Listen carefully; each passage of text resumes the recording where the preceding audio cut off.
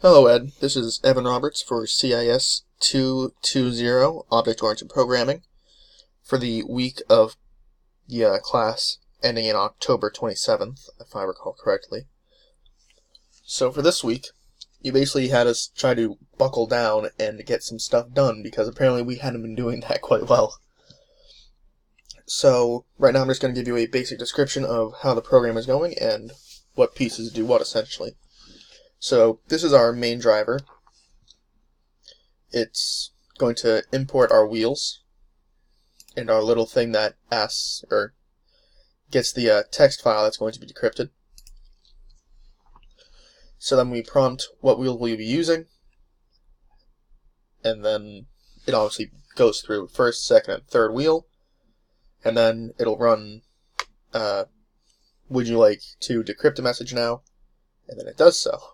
Again, going through having the jumbled up one first. It goes through the second wheel, the third wheel, then out through the basic letter set.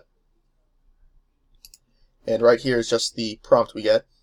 This is what actually starts the program instead of just having the functions defined.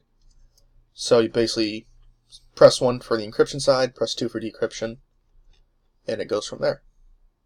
So right now if we were to just run it, it first asks us what format of the wheel we want. So let's say we want to use wheels in the order 2-3-1.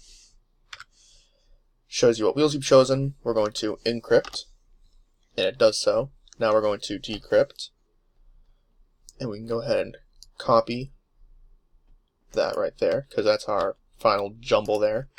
Put it there, and it decrypts to, this is the text to be encrypted, or encrypted because I can't spell things.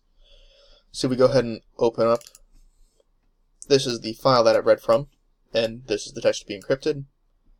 Matches the